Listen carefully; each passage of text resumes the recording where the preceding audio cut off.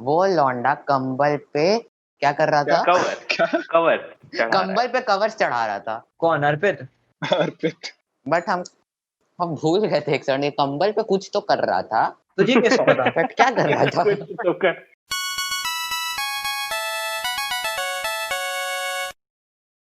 Hello guys, anime बैठक के 6 episode में आपका स्वागत है। मैं हूं भूत भाई, मेरे साथ हैं hi guys, this is Arnav from देसी अंटेकू। Hi, I am Harsh from Chhattisgarh Anime Club. Hey guys, मैं हूँ काय from देसी एंटिको। Hey guys, it's Swastik SHGSS। मेरा पाइथन टीचर। सब मोह माया, मैं क्या ही बोलूं आगे।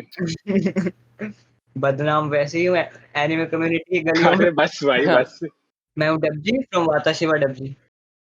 सो आज हम डिस्कस करने वाले हैं which anime fights do we like, यानी कि हमारी favourite anime fights from different animes that we have watched. तो इसमें हो सकता है कि कुछ एनिमे जो आपको फाइट्स पसंद हो वो नहीं हो, क्योंकि हमने वो एनिमे देखे ही ना हो। So let's start with Arnav. Okay, so मेरा फर्स्ट फाइट है गोहान वर्सेस सेल। इसके बारे में क्या ही बोले, क्या बोलते हैं, शोनेन फाइट्स को डिफाइन करता है। मतलब पूरा कहानी इसको बिल्ड करता है। चाहते तो इन लोग यहाँ पे खत्म कर सकते थे ड्रैगन बॉल को, पर वो लोग नहीं किए। मतलब वो लोग चाहते तो कर ही देते। यहाँ पे उन लोग गोकू का प्रोटैगनिस्ट खत्म करके गोहान को प्रोटैगनिस्ट बना सकते थे। यहाँ पे उन लोग तबाही कर सकते थे, और एक्चुअली उस फाइट में तबाही होता भी है। कितना लोग, जो लोग ड्रैगन बॉल देखते देखते बड़ा हुआ है, उन लोग के लिए ये पूरा सेल सागा वाला आर्क एक इंस्पिरेशन। एक्चुअली सिर्फ फाइट इसका अच्छा नहीं है, पूरा आर्क बहुत सही है। इसमें हर एक कैरेक्टर का, जो कि ड्रैगन बॉल में बहुत लोग बोलते हैं कि कैरेक्टर डेवलपमेंट नहीं होता है, बट इस आर्क में हर एक कैरेक्टर का डेवलपमेंट होता है। और हम लोग हर एक कैरेक्टर कुछ ना कुछ नया सीखता है, कोई सैक्रिफाइस करता है, कोई बदलता है। That's why I like this fight. भाई एपिक तो थी ये फाइट काफी ज्यादा। मैं सही बताऊं, मेरा तो फेवरेट कैरेक्टर था टीन गोहान। एक टाइम पे मैं छोटा था, उस टाइम पे देखता था, मेरा फेवरेट था। ये इस आर्क पे बिल्कुल खत्म करके गोहान प्रोटैगनिस्ट करके पूरा जी बिल्कुल चेंज कर सकते थे, लेकिन गोकू ने लाने पड़ा। असल में उन लोग का प्लानिंग भी तो यही था कि गोहान को प्रोटैगनिस्ट बट बनाए। काफी एपिक फाइट थी ये, मैं कहूंगा। हाँ, फाइट बहुत एपिक था। और लास्ट पे फादर सन कामेहामेहा। फादर सन को कामेहामेहा बहुत ही कूल लगा था मेरे को। सो मेरी फर्स्ट फाइट जो है वो है कुरापिका वर्सेस वोगिन। हंटर हंटर में काफी ज्यादा बढ़िया फाइट्स हैं, बट आई थिंक कि ये फाइट बेस्ट जो नैन के पावर सिस्टम को शो करती है। 3 रीजन है जिसकी वजह से मुझे ये फाइट ज्यादा पसंद है। पहली बात तो जो नैन पावर सिस्टम का बैलेंस नेचर है वो इससे शो होता है। उवोगिन जिसने पूरी माफिया आर्मी को तबाह कर दिया था without getting a single scratch, और उसके बाद उसने 4 शैडो बीस्ट को भी हरा दिया था, जो कि पूरी माफिया आर्मी के सबसे बेस्ट नैन यूजर थे।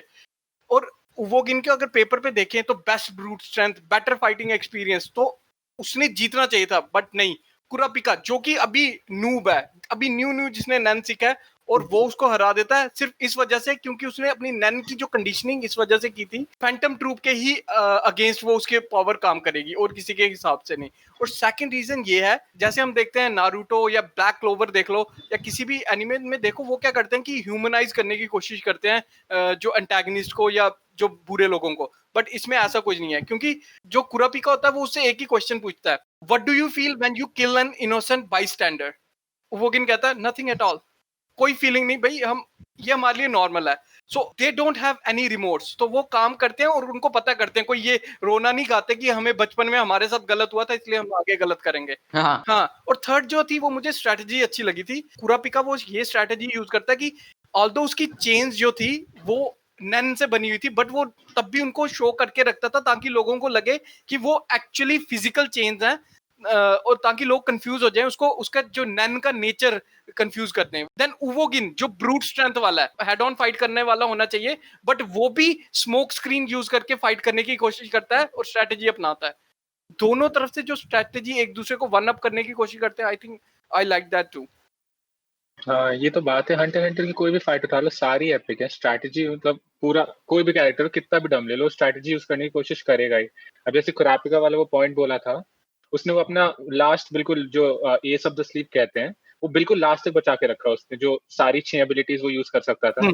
उसने ऐसे नहीं कि सीधे जाके मैं डिस्क्लोज कर देता हूँ जल्दी फाइट खत्म होगी। उसने ओपनिंग अपने आप से बनाई कि मैं इस टाइम पे, इस मोमेंट पे मैं वो अनलीश करूंगा ताकि बेटर इफेक्ट हो। और उवोगिन ऑफ कोर्स मतलब उसने अपनी स्ट्रैटेजी बनाई, लेकिन वो काउंटर नहीं कर पाया। जैसे आपने कहा कि वो बिल्कुल ब्रूट स्ट्रेंथ वाला फाइटर था, तो इस मामले में वो थोड़ा वीक रह गया। तो इसमें ऐसी फाइट्स नहीं होती कि एक वन साइडेड हो सारी फाइट्स, कोई भी जीत सकता है, इसमें ऐसे स्टेजिंग होती है हंटर हंटर में। That was just the start वही। एंड लाइक मतलब हर एक फाइट में हंटर हंटर की लाइक इतनी लाइक सोच के लिखा है होता है कि लाइक उसमें एक एक चीज डिटेक्ट की है सब। जैसे सपोज वो किमेवा एंड आर्क में जहां तक मुझे याद है किगुआ एंड बाकी सब लोग जब अटैक करने जा रहे थे फाइनली, उसमें भी लाइक बस जैसे उसका लाइक जेनो जो उसका किगुआ का ग्रैंडफादर है, उस समय लाइक वो सडन अटैक कर देता, शॉक वेव्स आते हैं एंड ऑल, देन तभी बस वो किगुआ एक मूव लेता अपना, ठीक, like just a step up कि मतलब साइड हो जाता। तो जस्ट उसके एक स्टेप को एक्सप्लेन करने के लिए एक पूरा एपिसोड भी है पूरे हंटर हंटर में। So like you can see कि कितना ज्यादा डिटेल्ड है एक एक चीज। नैरेटिव वाइज तो हंटर हंटर और वन ऑफ द बेस्ट है, या इसमें नो डाउट। ओके, सो जिस फाइट से मैं स्टार्टअप करने जा रहा हूँ वो लाइक हो सकता है कि मोस्टली लोगों ने देखी हो या नहीं देखी हो। That is one of the best fights from one piece, Luffy versus Katakuri. तो लाइक इस फाइट में लाइक बेसिकली मुझे सबसे अच्छी बात तो ये लगी कि अच्छा पहले लाइक मैं ये बता देता हूँ कि लूफी वर्सेस काताकरी में जो उसने लाइक अपने अपोनेंट को फेस ऑफ किया था, दैट इज ऑब्वियसली काताकरी, वो लाइक उसका जो डेविल फ्रूट था वो बहुत ज्यादा सिमिलर था लूफी से, ठीक है।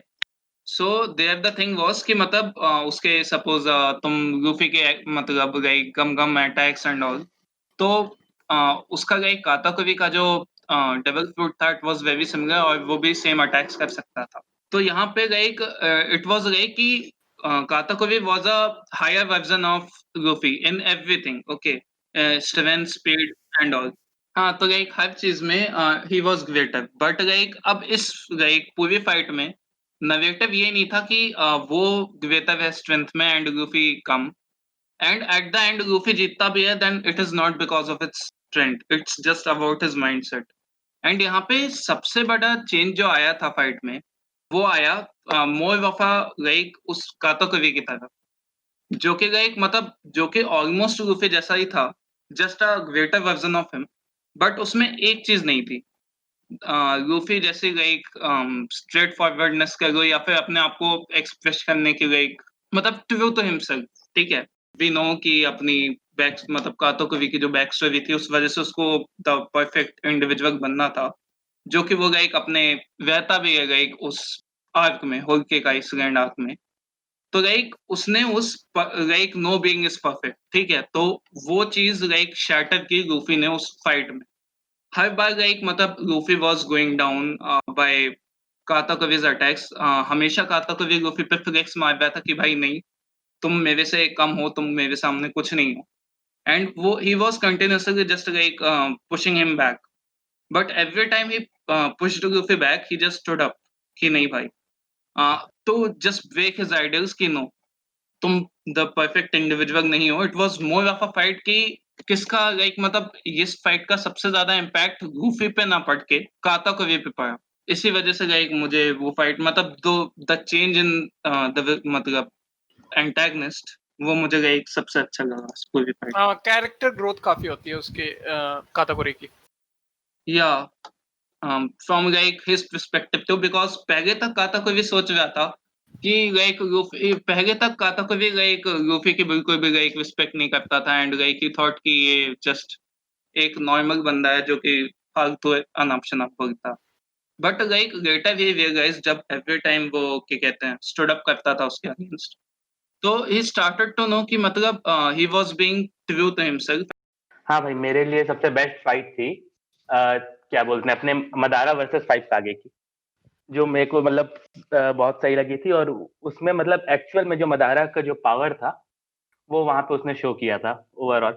जैसे जबकि जो 5 कागेज होते हैं वो अपने क्लैन के वैसे टॉप के वो लीडर्स होते हैं, उनका मतलब पहले से एक तरीके से इमेज बना हुआ रहता है पूरे सीरीज पे कि वो कैसे मतलब फाइट करते हैं, क्या उनका मोटिव है, कितने पावरफुल है, मतलब एक्चुअल में उनको लीड करते हैं। और तभी वहां पे फिर वो मदारा आता है और उनकी जैसे है मतलब बस ऐसे तैसे कर जाता है तरीके से वो भी विदाउट स्क्रैच। तो भाई बस और इस फाइट पे फिर बहुत सारे तरीके से मतलब क्या बोलते हैं स्टोरी को एग्जीक्यूट किया गया था। इस फाइट में मतलब मेरे हिसाब से तो माजरा ने कंप्लीटली ओवरवेलम कर दिया। इस फाइट का कोई पॉइंट नहीं था एक्सेप्ट हमें दिखाने के कि माद्रा पावर स्केलिंग पे कहाँ स्टैंड करता है। लाइक उसकी लिटरली उसने खुद अपने मुँह से बोला था, which adult goes all out when fighting children. हाँ, हाँ। ये मतलब उससे शो कर रहे हैं बस कि माद्रा को पता है ये कुछ नहीं कर पाएँगे, बस पावर स्केलिंग के लिए वो दिखा रहे हैं कि आई स्टैंड हियर, एक्चुअल तो में। दूर रहो। Yeah, he was like literally flexing on them कि भाई yeah. He was just sitting there and waiting for Hashirama. Simple.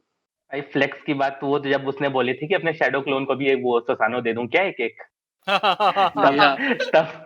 तब पता चला था। मतलब इतनी बुरी तरीके से कोई किसको मतलब वो और उनके अगर ये मदारे के पर्सपेक्टिव से तो ये था सीन और फाइव कागे के पर्सपेक्टिव से वो मतलब अलग ही डायमेंशन पे थे कि मतलब पहली बार तो उनका एक क्या बोलना चाहिए कोलैब जैसा था कि मिल के फाइट कर रहे हैं इस मोमेंट का वेट कर रहे हैं ऐसा लगा पूरा डोमिनेटिंग होगा फाइट जब स्टार्ट होने वाले थे लेकिन जब मदारा फिर आया क्या उसने मीटियोर गिरा है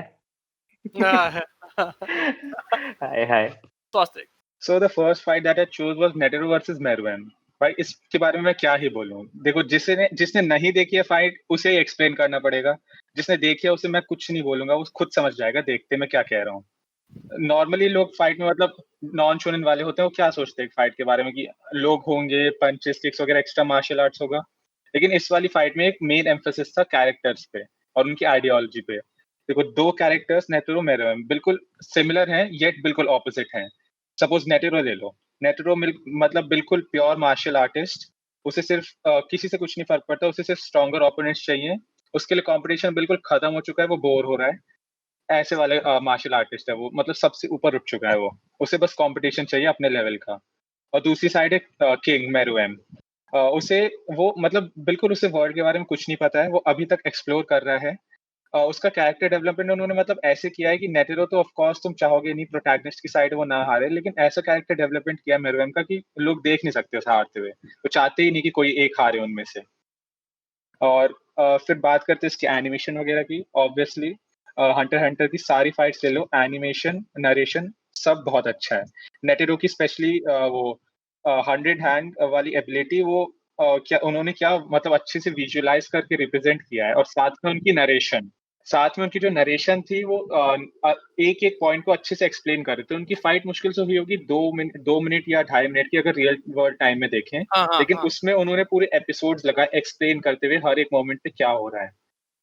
इसमें स्टार्टिंग में मतलब ऑब्वियसली दोनों both the opponents look down on each other कि ये this is not worth my time. But eventually जैसे फाइट प्रोग्रेस होती है दोनों कैरेक्टर एक दूसरे के लिए रिस्पेक्ट डेवलप करते हैं कि हाँ ये वर्दी ओपोनेंट है, इसके लिए I have to go all out.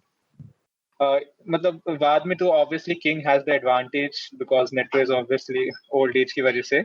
लेकिन उसके बाद भी उसकी एक आर्म और लेग के बाद भी ही कंटिन्यूज फाइटिंग। तो इस बात पे अच्छा लगा। लेकिन इसकी इम्प्लीकेशंस बहुत सारी थी कि जैसे नया चेयरमैन वगैरह चूज करना पड़ा था और कैमरा वाला तो पूरा वाइप आउट ही हो गया था। तो इम्प्लीकेशन वाइज भी ये काफी अच्छा था एक्चुअली में।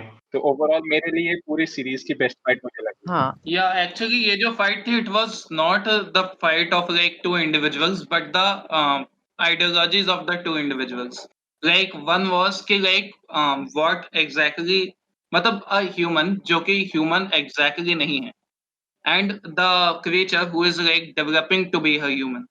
Like he अगर तुम पूरी throughout the like Chimera Hunt देखो तो you can see कि Meruem is like being more and more human. And on the other side, like आजकल तुम humans को देखो तो like the humans are becoming like beast and like just killing off each other because like for their own purposes. Exactly. Yeah. क्योंकि उन्होंने इस fight में उन्होंने बिल्कुल क्लियरली ये बताया कि ह्यूमंस अच्छे नहीं है, humans they do bad shit.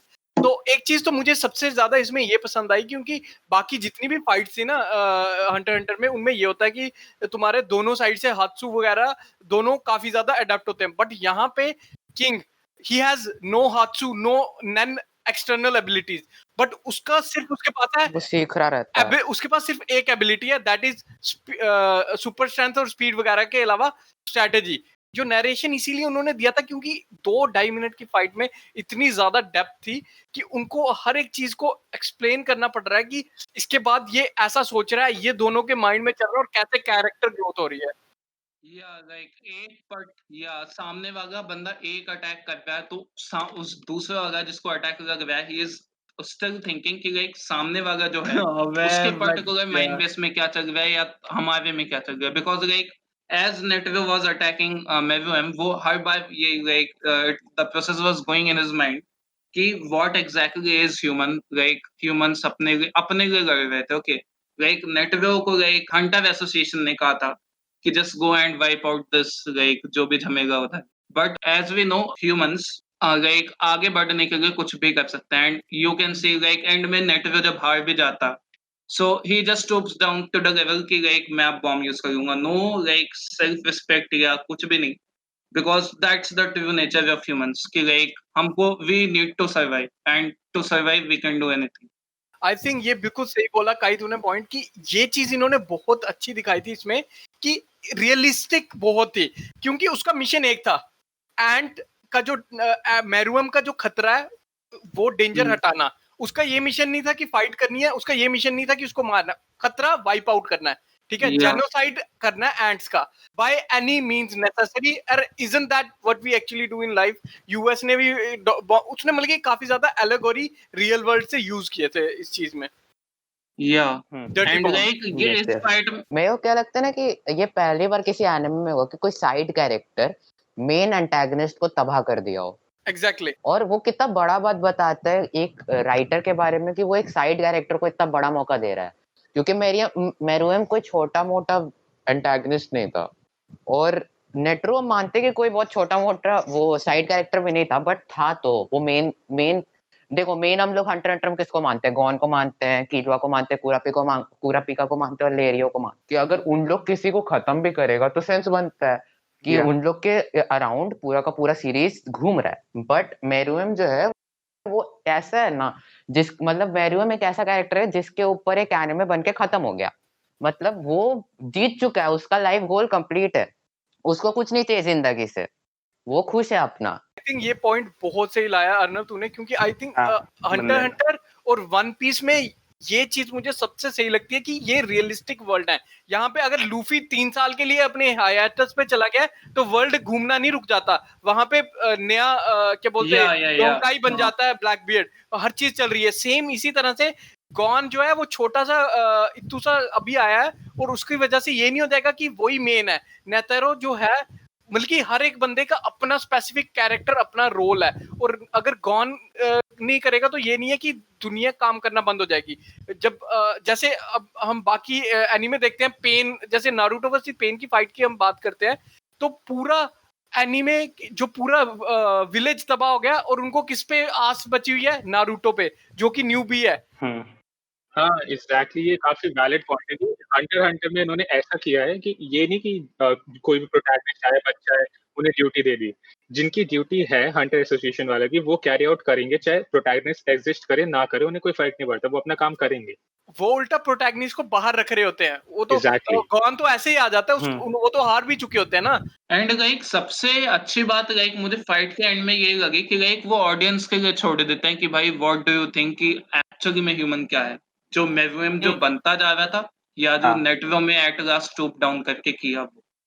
हाँ, इसी पॉइंट पे वापस आते हुए कि ह्यूमैनिटी जो थी वो उन्होंने एक तो फोर शैडोइंग जो है ना इस फाइट की बहुत अच्छी थी, कि जो कोमुगी थी वो ब्लाइंड वाली, उसके साथ घुंगी खेलता है, चेस खेल रहा होता है, तो वो पूरा जो एलिमेंट था ना वो यूज किया उन्होंने फाइट में, कि वो आराम से जो क्या नाम है मेरुएम है किंग, वो बैठ के पूरा स्टडी करता है आराम से उसकी मूव्स नेतरो की, जो कि इतनी ज्यादा वास्ट, इतनी इन्फिनिट उसकी कॉम्बिनेशन होते हैं, वो तब भी जाके उसको मिलगी पियर्स करके उसकी बाजू उखाड़ देता है।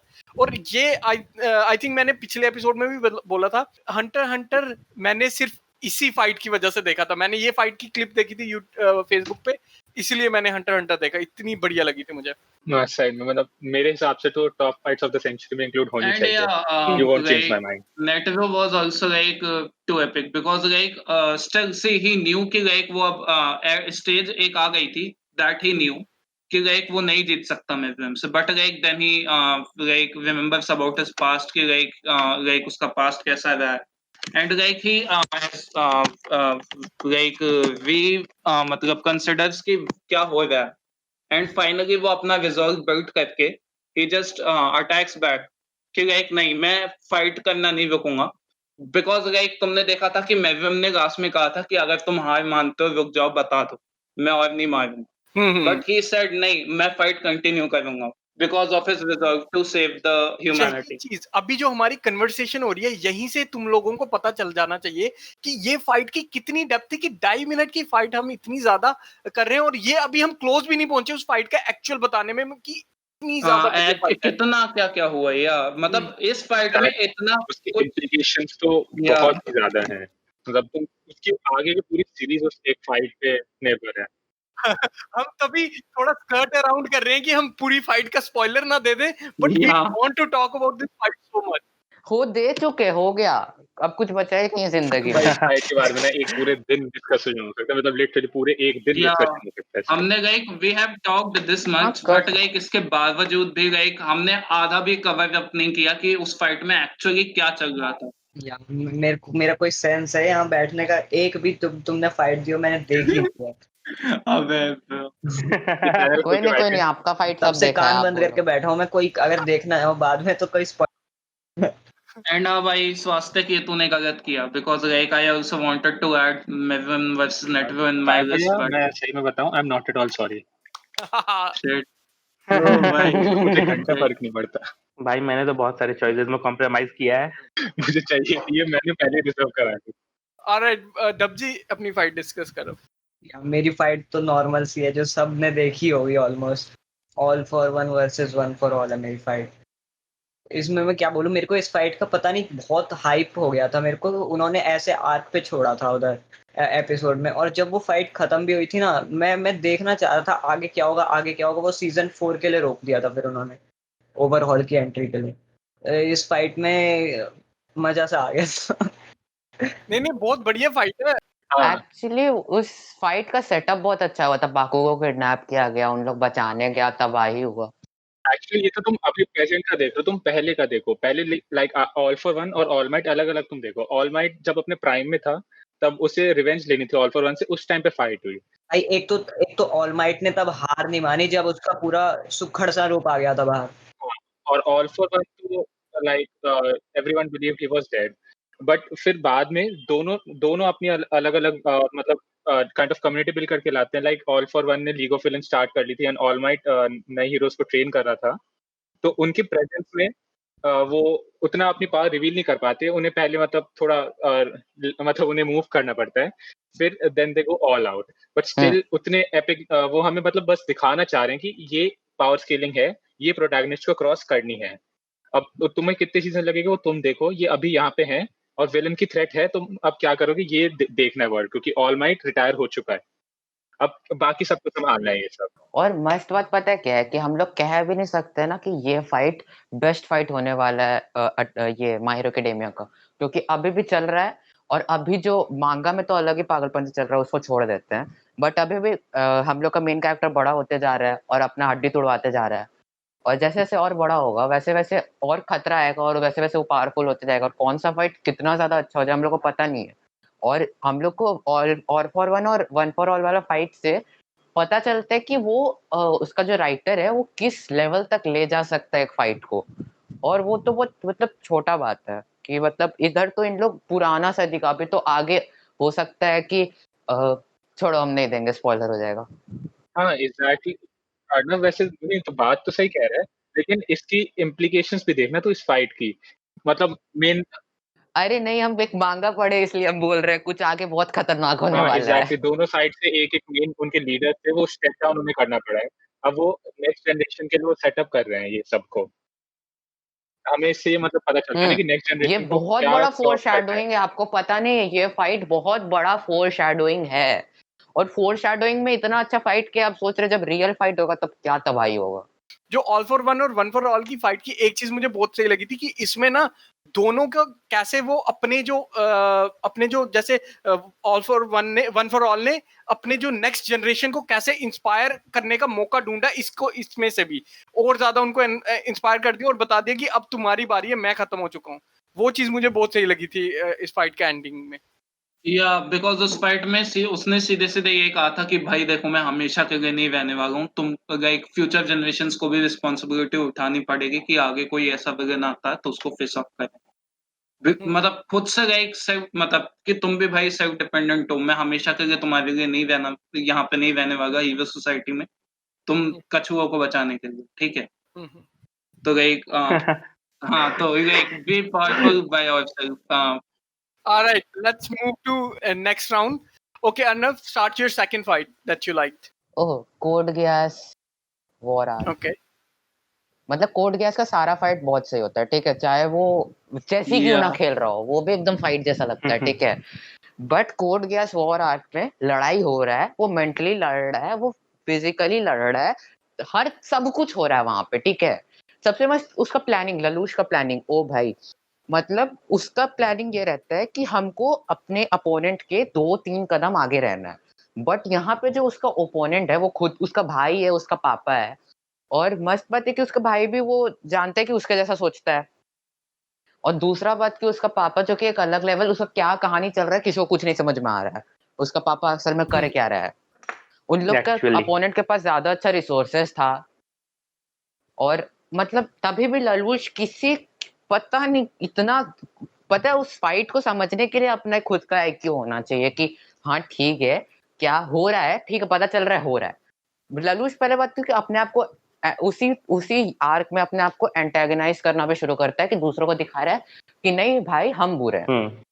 सब बहुत सारा चीज चल रहा है, वो वहीं से एंडिंग प्लान कर रहा है पूरा का पूरा, वो कोड गियास का मतलब खुद बैठ के लिख रहा है कोड गियास कि हम यहाँ पे हम ऐसे खत्म करेंगे, हम जीतेंगे, हम तबाही मचाएंगे और हम मरेंगे, और मेरे शिट स्पॉइलर तो मेरे को स्पॉइलर का कोई इशू नहीं, बट मेरे को ये समझ नहीं आया कि थोड़ा एक्सप्लेन करना फाइट कैसे तेरे को बढ़िया लगी। Okay, like the fight was like, वही तो उतना देर से बोल रहे हैं, वो कोई फाइट एग्जैक्टली वो पूरा आर्क एक फाइट है जो कि पहले से ललूश सोच के रखा हुआ था कि हमको उसको जीतना है।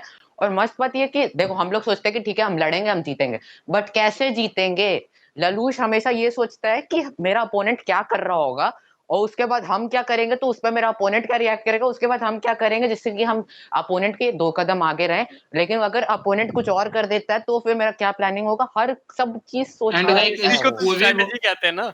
सो द मेन लाइक इस पूरे वॉर आर्क में 3 मेन आइडियोलॉजी चल रही थी, ललूश की, उसके भाई शिनाइजर की और उसके बाप की, ठीक है। तो लाइक इस पूरी वॉर आर्क में तीनों अपने अपने लिए एक मास्टर प्लान लेके चलते हैं कि भाई हमको ये वॉर जीतना, एंड इन तीनों की आइडियोलॉजी में ट्रायम्फ करता है Lelouch at the end of the series as we no.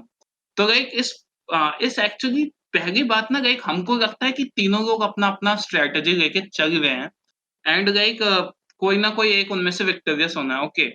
But ये पूरी वॉर स्टार्ट होने से पहले ही at the end we get to know कि ललूश ने ये पूरी वॉर एक्चुअली प्री प्लान कर रखी थी कि ये पूरी वॉर कि ये पूरी वॉर चलेगी कैसे, ठीक है।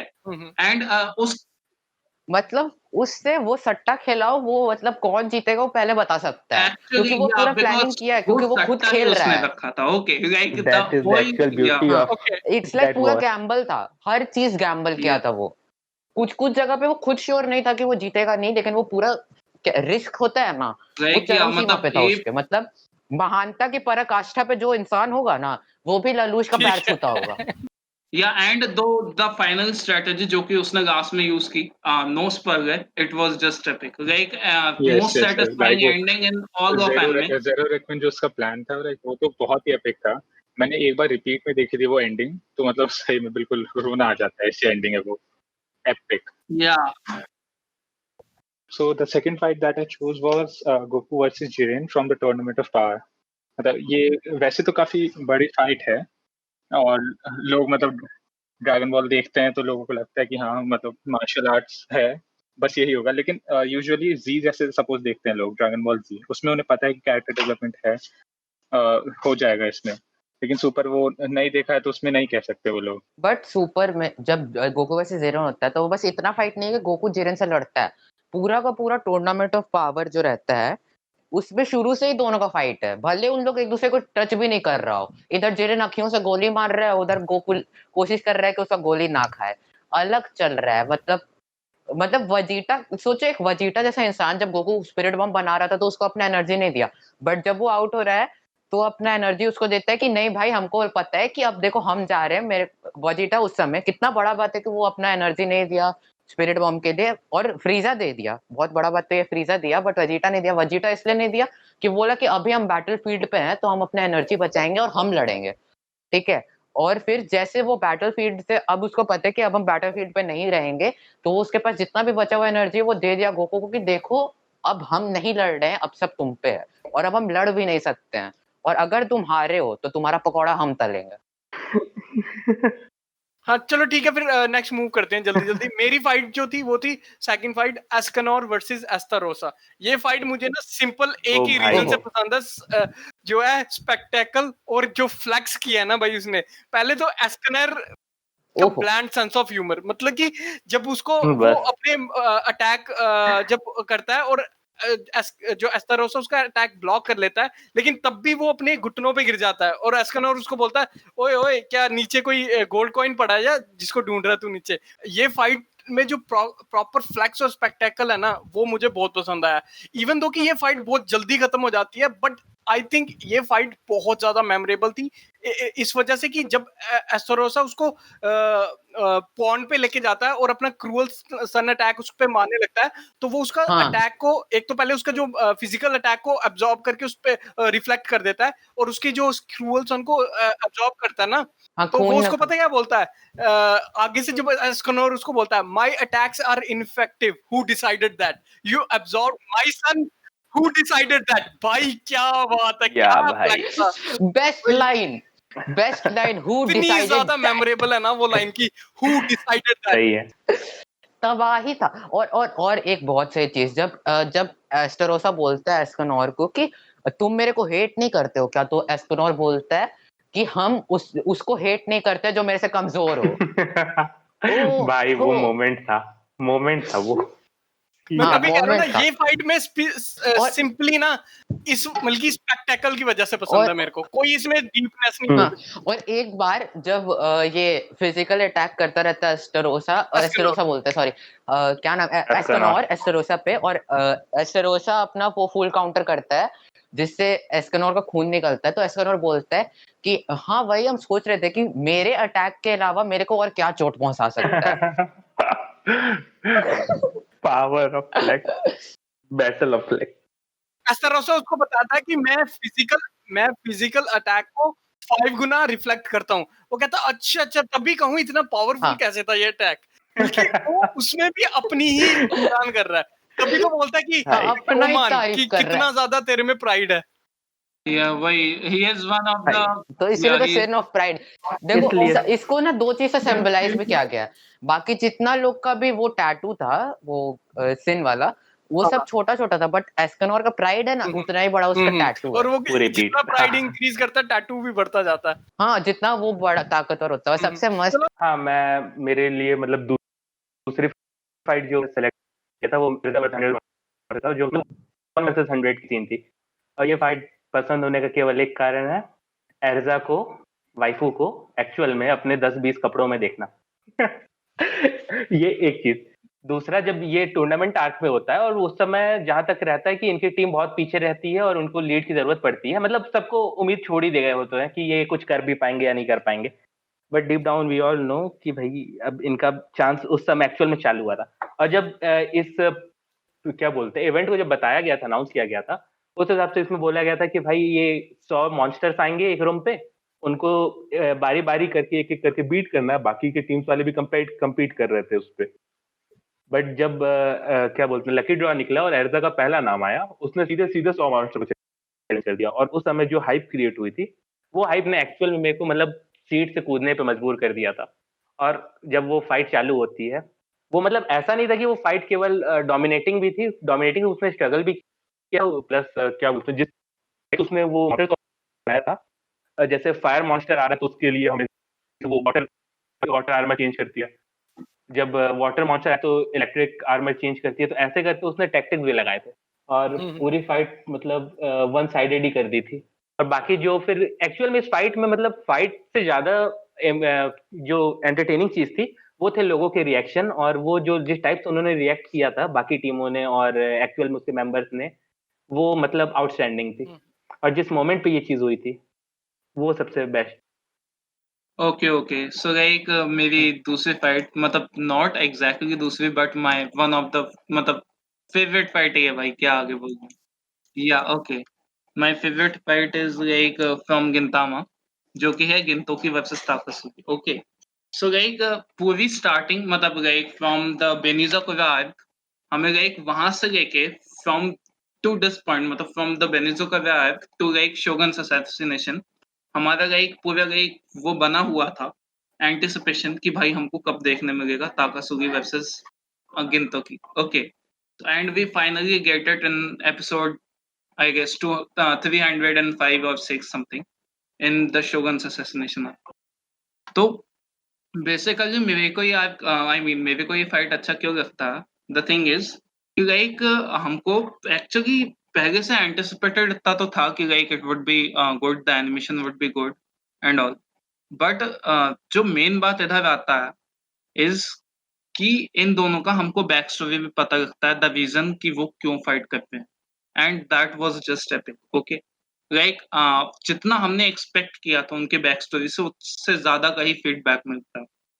And as we know like मतलब हमको देखने मिलता है पूरी फाइट में कि लाइक गिंतोकी ताकासुगी से लड़ रहा होता है, and for each blow like अगर गिंतोकी उसको मारेगा then at the same time Takasugi भी मतलब like Gintoki just gave him a blow like from his sword and whatever, and just the same in retaliation Takasugi भी उसको like मारता in with the like same मतलब force and all। तो ये हमें दिखाता है कि like कितना ज्यादा मैच्ड हैं वो लोग, and they aggressiveness मतलब and they like क्या कहते हैं उसको, their thought processes की मतलब उस पूरी फाइट के बीच में एग्जैक्टली क्या चल रहा है, बिकॉज़ लाइक गिंतोकी हमेशा अपने लाइक पास्ट से लाइक खुल के रहता था, एंड लाइक कि ही वाज़ लाइक कि मतलब हर किसी को नॉट लाइक मतलब अपने से लाइक कभी भी लोगों को लाइक प्रोटेक्ट करना and all, but like Takasugi on the other hand जो था वो मतलब अपने सेंसे को खोने की वजह से लाइक ही वाज़ काफी डिप्रेस्ड एंड लाइक हर किसी को ही just not like believed in whatsoever, and like उस पूरे एनिमे में लाइक हमने इन दोनों का व्यू पॉइंट देखा from their past, like and the outcome of the fight was really impressive, जो लाइक फाइनली उनका जब फाइट खत्म होता है, एंड पूरा मैं बैक स्टोरी नहीं बताऊंगा बिकॉज इट्स स्पॉइलर,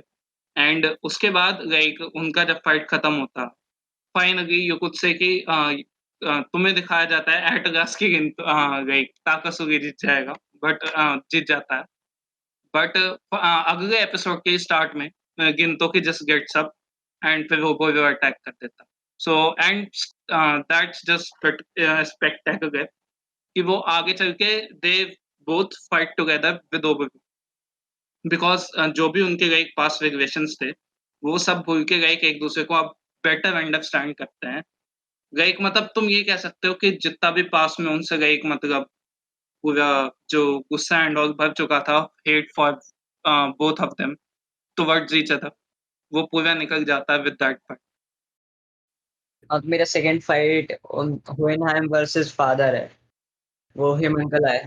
देख मेरे को ये बिल्कुल वेल प्लान्ड फाइट लगी थी, मतलब स्टार्टिंग से क्या होएनहाइम इतनी अच्छे से इतना अच्छा दिमाग चलाया उसने, हर एक चीज पहले से ही प्लान कर रखी थी, तो जब वो हुआ तो बिल्कुल ही अनएक्सपेक्टेड था कि एक दूसरे को, मेरे को तो वही लग रहा था स्टार्टिंग में कि दोनों एक ही जन है, सेम लोग हैं दोनों, बट बिल्कुल बाद में बिल्कुल पता चला ये अलग चीज है वो अलग चीज है, बिल्कुल उसने बिल्कुल ही उसी की वजह से मेरे को पूरा एफएमए भी पसंद आया था, मतलब हर एक चीज में अच्छा ट्विस्ट दिया था, साथ ही साथ ये फाइट ने तो अलग ही आतंक मचा दिया था मेरे दिमाग में, जब वो रिवील भी हुए थे ना चीजें कि क्या क्या हुआ था, और फिर उसने अपने ब्लड को जमीन में पता नहीं क्या कह सकता हूँ उसे न्योछावर किया था फव्वारा छोड़ा था। सॉर्सरर स्टोन की उन्होंने बताया था कि उसका रील कैसे बनते हैं, तो कितनी डार्क हिस्ट्री थी उसकी सॉर्सरर स्टोन। बहुत पहले देखा था ना, बहुत कुछ याद भी नहीं है। नहीं, अच्छी काफी अच्छी फाइट थी और मेन चीज इसमें ये थी ना, एक तो उन्होंने सबका एफएमएबी में सबका अच्छी तरह से एक कैरेक्टर डेवलप किया था उस स्टेज के लिए। बिल्कुल, और एक चीज मैं बिल्कुल। बताऊं, मैंने ये चीज मैं अभी भी मेरे को कंफ्यूज करती, क्योंकि मैंने दोबारा नहीं देखी, मैंने सिर्फ एक ही बार देखी है, बट ये अकेली चीज थी जिससे मैं कंफ्यूज हुआ कि मेरे को अभी तक नहीं पता कि एग्जैक्टली जो कैसे उन्होंने मतलब कि उसको कंट्रोल किया। कुछ पावरें उन्होंने ऐसी यूज की, कुछ एबिलिटीज जिनका मतलब कि एक्सप्लेनेशन नहीं दिया हुआ उसमें। इतने साल तक वो जिंदा था, उसके अंदर क्या तड़पन होगी वही समझ सकता है। पूरी फाइट में उसने अपने आप को बिल्कुल वो कर दिया। और कॉन्सेप्ट भी बहुत अच्छे थे ना, जो ट्रूथ गेट वगैरह हाँ, सब हाँ, कुछ, जो बहुत मजेदार था। मतलब कि वो पूरा एक क्लोजर जो दिया ना उस फाइट ने, बहुत बढ़िया क्लोजर था उसका। Hi guys, that was the episode और हमें पता नहीं था कि इतना ज्यादा स्ट्रेच आउट हो जाएगा। हमने और ज्यादा फाइट सोच रखी थी जिनको मैं मेंशन करना चाहता था, जैसे Shimazaki versus Scar, Meliodas versus 10 Commandments, Naruto versus Pain, Lucky Man versus Doryoku Man, Rock Lee versus Gaara, Ash versus अलेन, हिसोका versus क्रोलो। ये गैग जस्ट एज बाई की तरफ से, क्योंकि एक्चुअल एनीमे में हिसोका वर्सेस क्रोलो अभी हुआ नहीं है। Red Dragon versus White Dragon, Meliodas versus 10 Commandments, Goku versus Vegeta. Alright guys, thanks for listening. We will see you in the next episode.